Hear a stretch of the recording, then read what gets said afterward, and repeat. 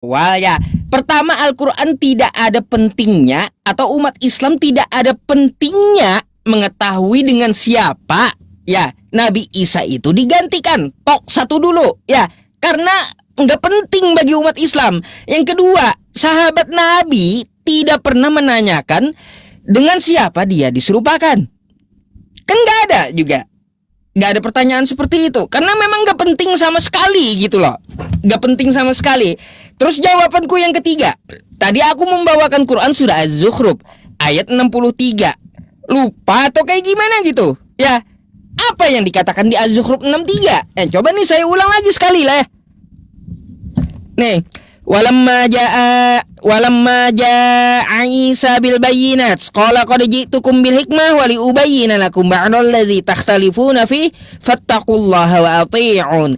Ketika Isa datang membawa bukti-bukti yang nyata, datang kedua kalinya, dia berkata, "Sungguh aku datang kepadamu dengan membawa hikmah dan untuk aku jelaskan kepadamu sebagian dari apa yang kamu perselisihkan." Jadi sengaja Allah Subhanahu wa taala itu tidak menyebutkan nama di dalam Al-Qur'an surah An-Nisa ayat 157 itu tuh sengaja. Kenapa? Karena Allah Subhanahu wa taala akan memerintahkan Nabi Isa-nya kembali untuk menjelaskan, memberikan kesaksian saat dia turun kedua kalinya. Bagaimana kronologinya, bagaimana dia diserupakannya. Nabi Isa sendiri yang disuruh menjelaskan kepada orang-orang saat dia turun kedua kalinya. Itu ya poinnya gitu. Jadi saya nggak ada bawa sebuah nama, nggak akan saya menambah-nambahi Al-Quran saya gitu, atau saya jawab Yudas, nggak. Saya jawab pakai dalil Al-Quran saya, kan simple banget gitu jawabannya. Judul ini kenapa ya? Bentar ya teman-teman. Aduh, judul. Jadi jelas ya jawabannya gitu ya teman-teman semuanya. Nggak ada yang pelin-pelan. Jadi sengaja Allah Subhanahu wa taala tidak menyebutkan sebuah nama di dalam Al-Qur'an itu karena Allah Subhanahu wa taala akan menugaskan Nabi Isa kembali untuk menjelaskan dengan hikmah. Ya. Jadi seperti itu jawabannya. Gak penting juga sih ya masalahnya.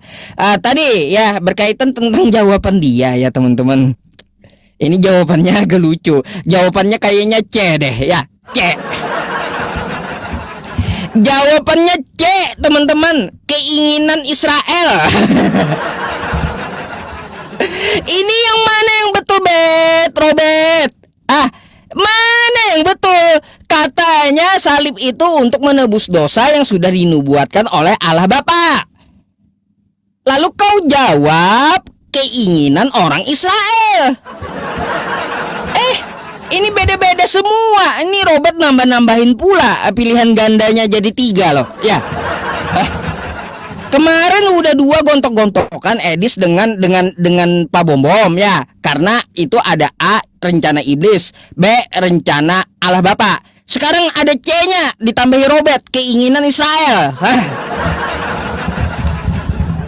Mana yang benar, makin bingung aja saya jadinya. Saya debat malam ini teman-teman berharap ada jawabannya dari Robert, bukan berharap ada jawabannya dari Robert. Tambah bingung saya nambah jawabannya. Aduh. Kacau balau kayak gini jadinya. Iya. Udah tahu seluruh Indonesia apalagi pada ribut, banyak pendeta-pendeta yang menanggapi ya tentang masalah itu. Apalagi kan kalau kita melihat di sini ya teman-teman semuanya. Tentang masalah penyalipan itu di Yohanes 13 nomor 2. Nih. Mereka sedang makan bersama dan iblis telah membisikkan rencana dalam hati Yudas Iskariot. Jadi dapat kita lihat di situ ya, Yudas itu dibisiki oleh iblis untuk merencanakan penyalipan.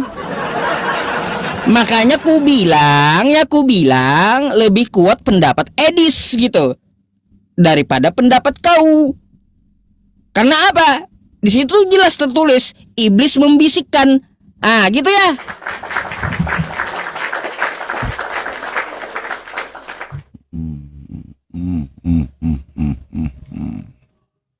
Oke ya.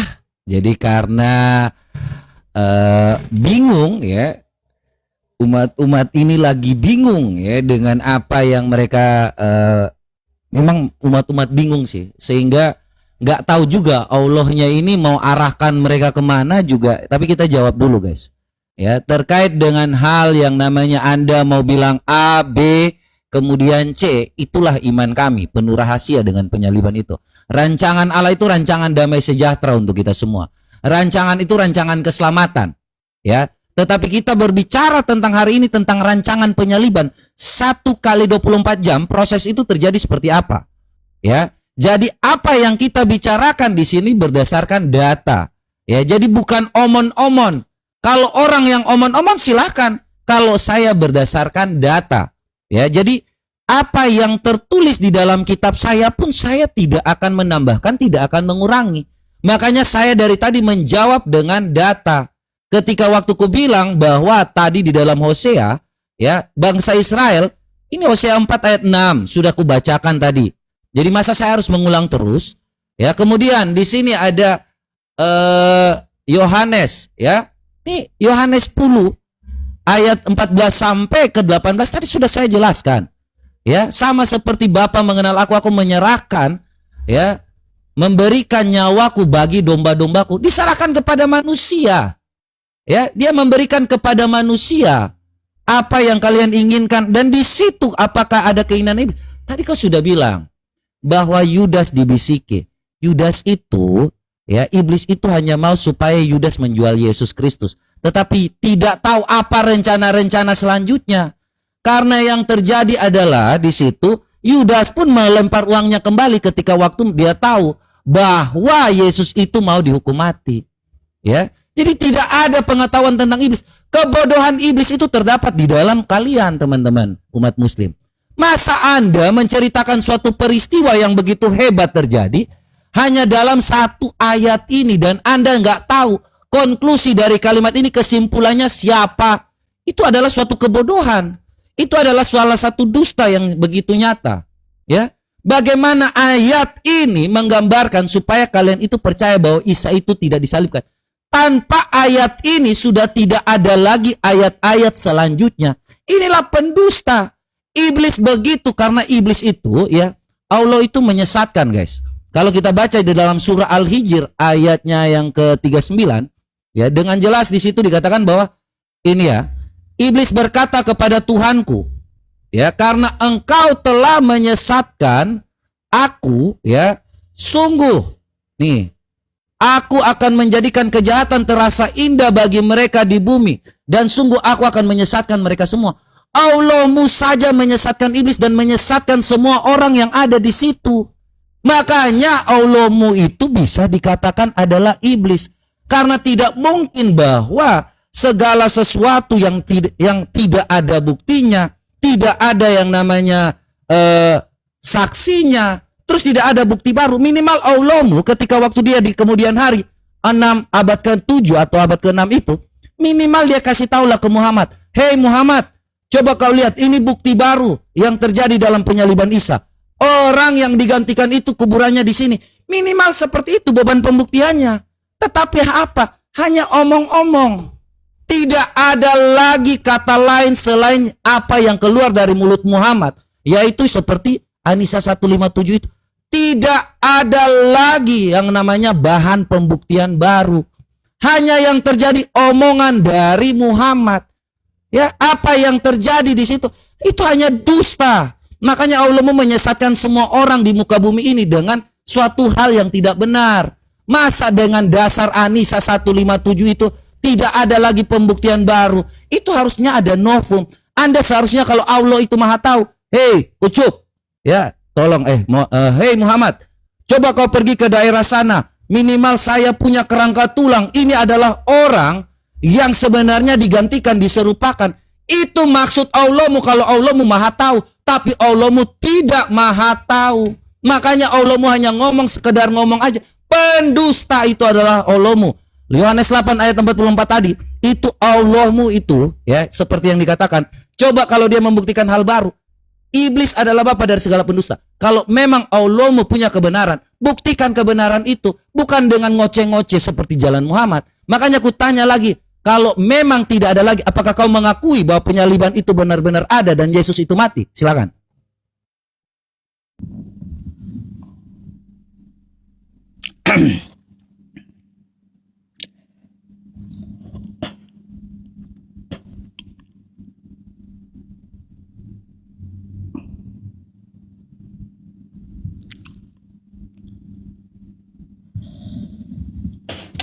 Oke ya teman-teman semuanya, dari pertanyaan dia ya kita akan tanggapi ya teman-teman.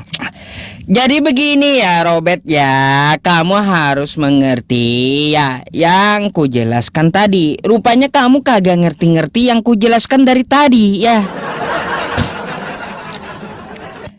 Tidak ada disebutkan sebuah nama, oke? Maka tidak akan ditambah-tambahkan atau tidak akan diada-adakan tentang Al-Quran itu gitu. Kok ngotot gitu? Ya, ngotot dengan siapa? Terus apakah mengakui Allahmu, apa tadi kata dia terakhir tadi? Bukan ke situ kawannya jalurnya. Bukan ke situ, nggak nyambung ya, nggak nyambung. Kalaupun ya maunya Nabi Isa itu dia digantikan oleh Robert, kami masa bodoh itu. Karena apa? Tidak menyangkut langsung ke akidah. Gak ada masalahnya. Ya, jadi kagak penting sama sekali. Jadi seperti itu. Mau dengan siapapun ya, Allah Subhanahu wa taala Maha mengetahui ya. Contoh saja ya teman-teman semuanya, saya pernah analogikan. Saya mengutus anak saya di Jakarta. Selama anak saya di Jakarta, ya anak saya dituliskan kehidupannya oleh orang-orang Jakarta. Oke? Lalu anak saya yang saya utus di Jakarta itu, dia diancam orang. Langsung telepon saya di Banjarmasin. Yusuf, ayah Yusuf, ya. Ini saya diancam orang mau dibunuh. Jemputlah saya ke sini. Langsung saya jemput tuh anak saya pakai jet pribadi. Orang kagak tahu gitu. Ya. Habis itu saya bawa dia ke rumah. Lalu tiba-tiba ada orang Jakarta tulisannya anak Yusuf mati dibunuh. Lihat pun kagak, tapi berani menuliskan. Kira-kira kita lebih percaya yang mana coba? Ya. Apakah yang menuliskan yang tidak melihat anak Yusuf mati dibunuh, atau bantahan saya sendiri yang mengutus anak saya yang jemput bahwa anak saya tidur di rumah? Orang pasti lebih percaya kepada saya, kepada ayahnya, kepada yang mengutusnya. Bukan tulisan yang kagak jelas dari apa? Dari tulisan orang-orang Jakarta. Maka dari itu ya teman-teman semuanya, di situ aja kita dapat melihat ya kebenaran itu ada di dalam Al-Quran. Terus ya Bet ya, kau perlu tahu nih ya, iblis ini adalah bapamu. Karena kau inginkan Yesus itu tersalib kan gitu, mati di tiang salib ya, sesuai kehendak Bapa yang di sorga. Jadi kau mau bilang ya, iblis dengan Bapa adalah satu gitu, sekongkol gitu. Coba kita baca, iblislah yang menjadi bapamu dan kamu ingin melakukan keinginan-keinginan iblis tadi ya, untuk menyalibkan Yesus. Ia adalah pembunuh manusia sejak semula. Jadi Bet, kalau kau bilang ini adalah rencana Tuhan, keinginan manusia, ya berarti kalian Kristen ini semuanya pengikut iblis. Karena menginginkan Yesus itu mati di tiang salib. Kan kayak gitu. Kalian ingin Yesus itu mati di tiang salib, dengan iming-iming katanya menebus dosa. Tapi di sini kata Yesus apa? Yang menginginkan pembunuhan terhadap manusia sejak semula itu iblis. Jadi banyak orang-orang yang menginginkan keinginan iblis ini agar Yesus mati di salib. Makanya bela-belaan mereka yang mendukung untuk disalibkan Yesus itu. Untuk apa? Untuk memenuhi keinginan iblis. Jadi Bet ya, kalau kau menginginkan juga Yesus itu tersalib, maka kalian Kristen adalah pengikut iblis. Ya. Tuh. Nih, coba kita lihat. Lalu bagaimana pengikut Yesus? Nih, Yohanes 8:42-nya. Kata Yesus, "Jikalau Allah adalah Bapamu, kamu akan mengasihi aku." Jadi kalau orang yang benar itu tidak menginginkan Yesus itu celaka, tidak menginginkan Yesus itu tersalib. Tuh bantahannya, silakan kau tanggapi ya.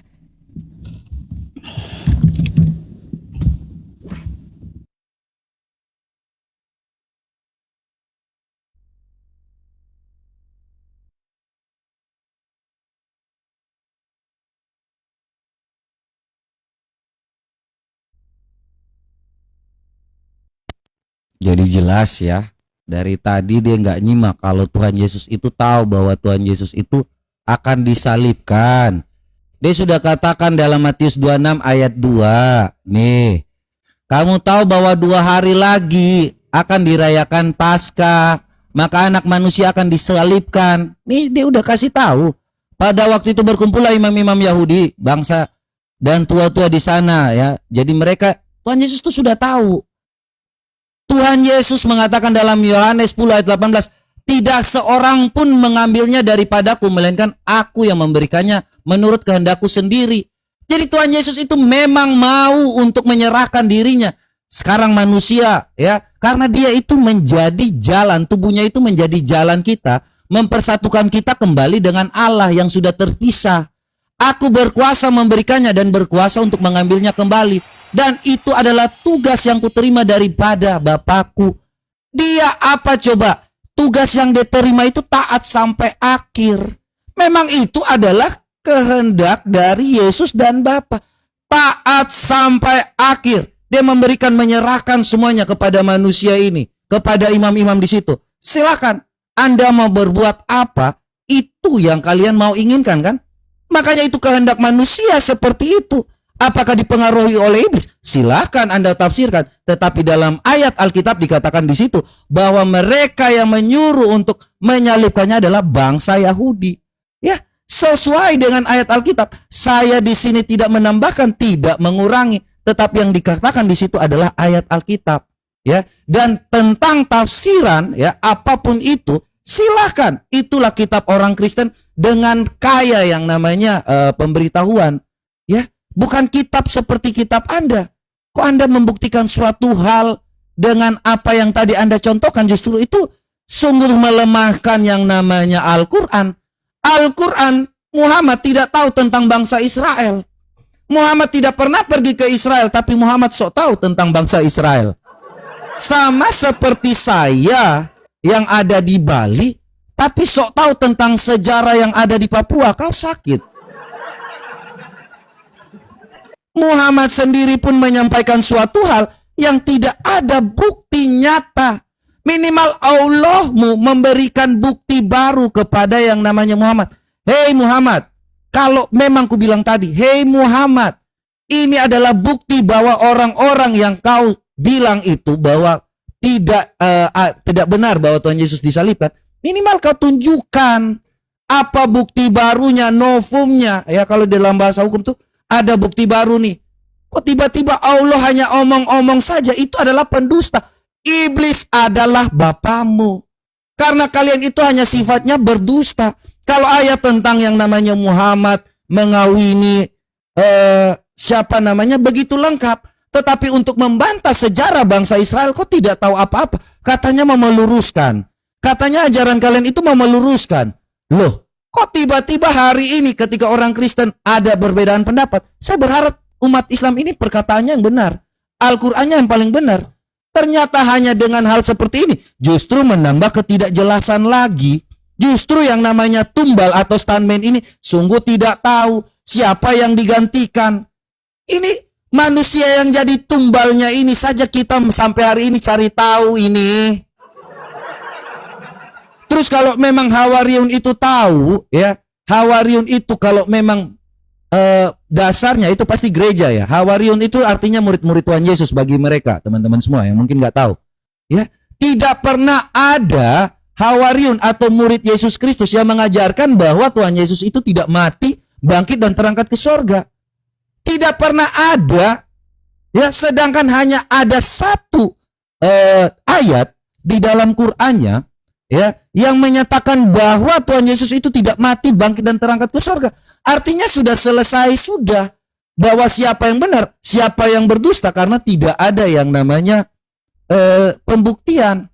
Jadi saya kira apa yang dikatakan dalam Quran itu sudah cukup menerangkan bahwa Islam pun sendiri masih hari ini masih bingung kenapa Allah menumbalkan orang jadi stuntman. Siapa ini pun tidak tahu. Ya, makanya tidak usah sibuk dengan apa yang diajarkan di dalam kekristenan. Karena kami itu dengan banyak hal, banyak ayat itu menunjukkan bahwa kami berpikir. Nggak kayak kalian, udah ikut aja. Ya, saya kira itu demikianlah. Apa yang Anda mau sampaikan silakan aja di situ. Ya, karena sudah selesai, tidak ada lagi yang dapat kalian sampaikan. Jadi ini closing. Ya, silakan, closing aja. Oke, baik. Langsung closing ya, teman-teman. Tanggapan akhir dulu, baru closing. Kan gitu. Ya. 10 menit saya. Oke. Nanti baru saya yang tutup ya. Ya. Silakan. Oke ya teman-teman semuanya. Kenapa Allah ya tidak menyebutkan sebuah nama? Tadi kan saya sudah berikan alasannya. Kan kayak gitu. Jadi Allah tidak mungkin berdusta. Gak mungkin. Dia pasti memerintahkan utusannya untuk menjelaskan dengan hikmah. Udah itu aja, beres. Di tempat kami itu nggak neko-neko, nggak ada kami bingung, nggak ada. Karena memang kagak penting sama sekali gitu. Gitu nggak penting sama sekali buat mau digantikan dengan Saifuddin Ibrahim ke, mau diserupakan dengan Edis TV ke, mau diserupakan dengan Robert ke, terserah ya. Nggak ada pentingnya dalam akidah Islam itu ya. Gak ada pentingnya sama sekali. Makanya kami gak terlalu mengurusi gitu. Makanya ya sahabat Nabi pun juga tidak mempertanyakan, karena memang kagak penting. Jadi kalau kau berkepentingan ya terhadap Al-Quran kami, kaulah yang cari dengan siapa diserupakan. Kan gitu. Kami pemilik kitab aja gak repot gitu loh ya. Kami pemilik kitab aja gak repot nyari dengan siapa dia diserupakan. Kalian bukan pemilik kitab, kok malah repot gitu nyari-nyari. Aduh. Ya kayak gimana ya teman-teman semuanya. Kan kayak gitu ya. Nah, terkait tentang masalah jawaban Robert tadi sama saya ya. Yesus sudah mengatakan ya, ada dua pilihan di situ. Di Yohanes 8:42 sampai 44 ada dua pilihan. Nih ya, saya ulang lagi sekali lagi ini ya, biar Robert tanggapi di closingnya nanti ya. Kata Yesus kepada mereka, jikalau Allah adalah Bapamu, kamu akan mengasihi aku, sebab aku keluar datang dan dari Allah. Kan kayak gitu. Nah, jadi kalau kamu tidak mengikuti iblis, maka kamu akan mengasihi Yesus. Yang namanya mengasihi Yesus itu kagak mau, kagak pengen Yesus itu celaka. Tapi faktanya apa? Kristen dan Robert menginginkan Yesus itu mati di tiang salib menebus dosa mereka. Lalu apa kata Yesus yang menginginkan dia mati ya? Yang menginginkan dia mati di tiang salib, apa kata dia? Iblislah yang menjadi bapamu. Jadi yang menginginkan Yesus mati di tiang salib itu adalah pengikut-pengikut iblis. Ya, dan kamu ingin melakukan keinginan-keinginan bapamu. Ia adalah pembunuh manusia sejak semula. Jadi yang menginginkan Yesus terbunuh di tiang salib itu adalah para pengikut iblis. Ya, Kristen di Indonesia kan menginginkan Yesus mati di tiang salib untuk menebus dosa. Kita dukung penyalipannya. Pengikut iblis. Ya, kenapa? Sudah dibilang di awal. Nih, Yohanes 13 nomor 2. Mereka sedang makan bersama dan iblis telah membisikkan rencana di dalam hati Yudas.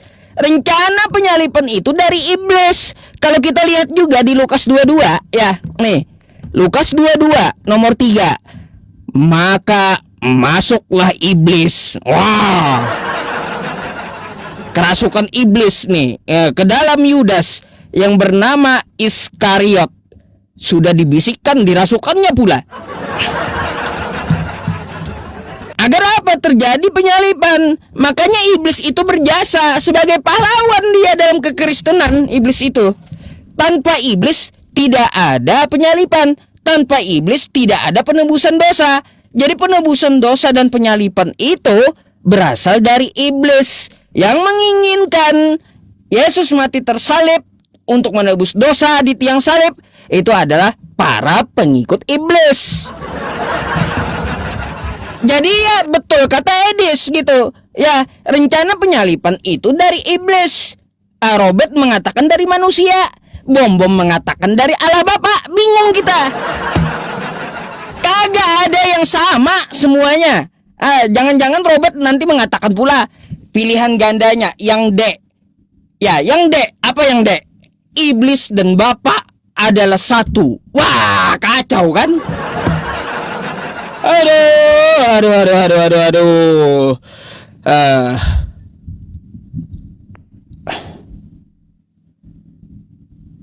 Kita closing ya teman-teman semuanya.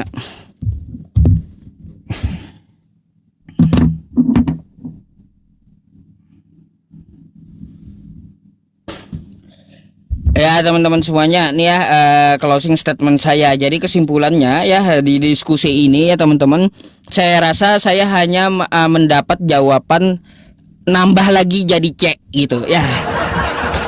Yang semula saya pikir cuma ada 2 ya dari jawaban-jawaban yang sedang beredar di publik kan kayak gitu, entah iblis atau Bapak. Ternyata setelah saya berdiskusi dengan kawan kita Robert ini ya, saya menarik kesimpulan dalam diskusi ini, maka jawabannya tambah jadi C gitu ya. Dah itu aja sih ya yang mau saya sampaikan. Kenapa nggak ada jawabannya yang jelas gitu.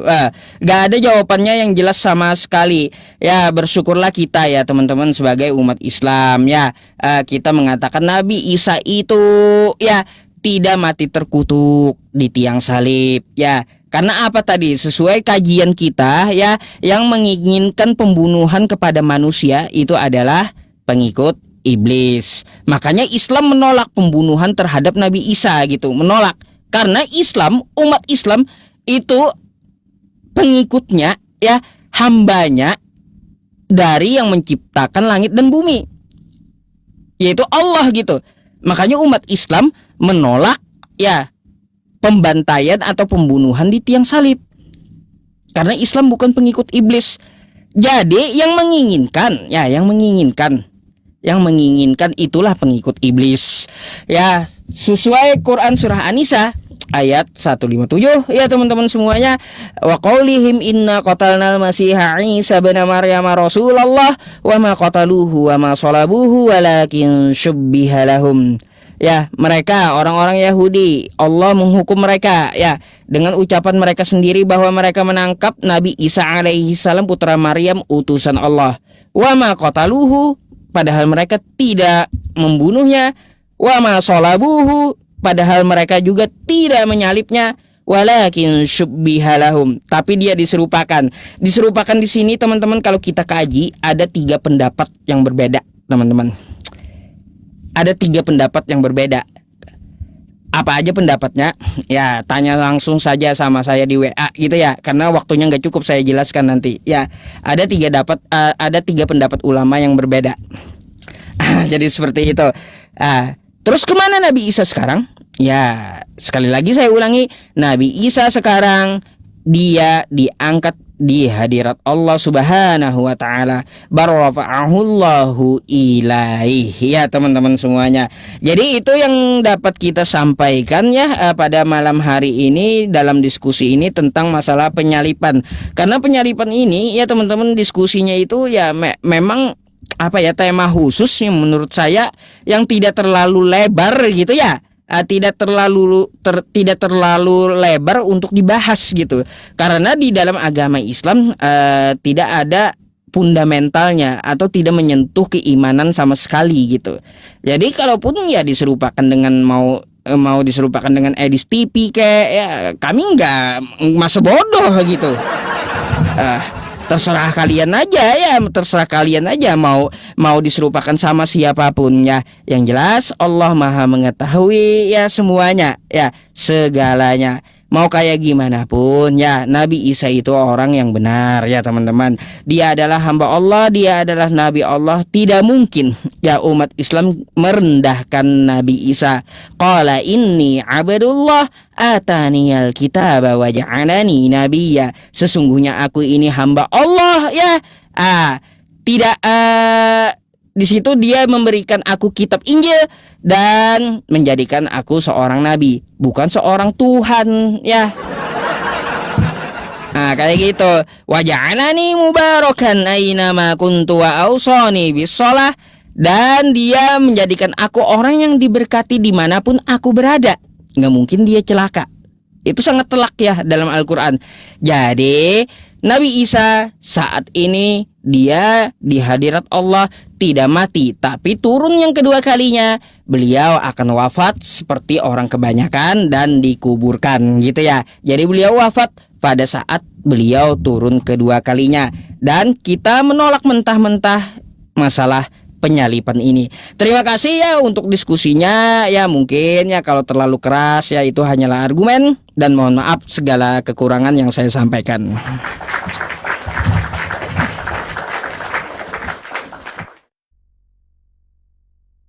Baik ya. Karena ini udah closing, jadi saya tuh sebenarnya masih mau menjawab tuh dengan data yang banyak. Ya, sebelumnya ada Matius 25 tadi jelas di situ yang namanya Matius 27 ayat 25, di situ tadi dikatakan bahwa bangsa Israel yang untuk meminta darahnya, makanya ketika waktu di sini ya Matius 27 ayat 25 teman-teman bisa baca sendiri, biarlah darahnya ditanggung atas kami. Makanya ketika waktu putri-putri Sion itu menangis, Tuhan Yesus juga mengatakan bahwa hai putri-putri, janganlah engkau menangisi aku, melainkan tangisilah dirimu sendiri dan atas anak-anakmu. Itu kenapa sampai sampai hari ini ku bilang tadi, bangsa Israel menanggung akibat perbuatan yang dilakukan kepada Tuhan Yesus, dan itu adalah karena iri dan dengki. Ya. Kemudian kalau ditanya bagaimana tentang yang namanya suatu hal yang namanya kemenangan itu, inilah kematian di Tuhan Yesus.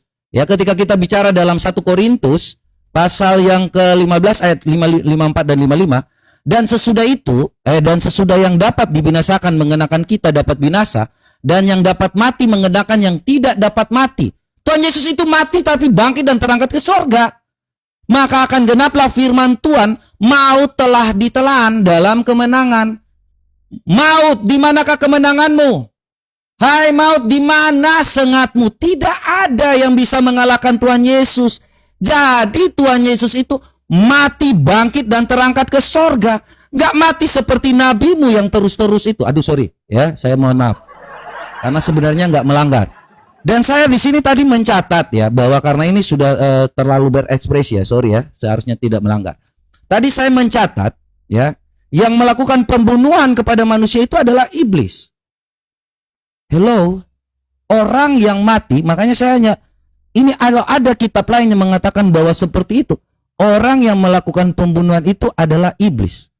Terus yang diserupakan itu apakah itu enggak mati? Ya, apakah itu bukan manusia? Yang Anda serupakan itu, Anda ingat kata-kata Anda. Jadi sebaiknya kalau berkata itu berpikir. Ya, kalau orang Kristen, Tuhan kami itu mati, bangkit dan terangkat ke sorga. Terus yang diserupakan itu menjadi tumbal selama-lamanya. Halo, ya, kita harap teman-teman semua harus melihat, ya, inilah tanda cinta kasih kami, ya, mengajarkan suatu hal yang namanya kebenaran kepada teman-teman semua. Di mana orang Kristen mempunyai Tuhan karena begitu besar kasih Allah akan dunia ini, sehingga ia mengaruniakan anaknya yang tunggal, supaya setiap orang yang percaya kepadanya tidak binasa, melainkan beroleh hidup yang kekal. Pembuktian bahwa apa yang nanti terjadi, Tuhan Yesus itu hidup sampai hari ini. Ya, dia mati, bangkit dan terangkat ke surga. Tetapi ada orang lain yang mengatakan bahwa itu tidak dilakukan dan menggantikannya dengan yang lain. Sedangkan orang ini ditumbalkan. Siapa yang ditumbalkan itu kita tidak pernah tahu. Kembali lagi kepada narasi sebelumnya, bahwa hanya iblislah yang membunuh manusia. Ya, itu mereka, teman-teman. Itu saya nggak tahu dari mana Anda bisa berpikir. Mulailah berpikir dengan benar. Bagaimana orang yang ditumbalkan itu diserupakan seperti apapun, tetapi itu manusia loh. Itu bukan nyawanya. Dia mau benar atau tidak, bagaimana Anda bisa berpikir seperti itu? Anda dengan kata Anda tadi, yang menumbalkan penumbuhan manusia itu adalah iblis. Anda sendiri yang sudah menjawabnya.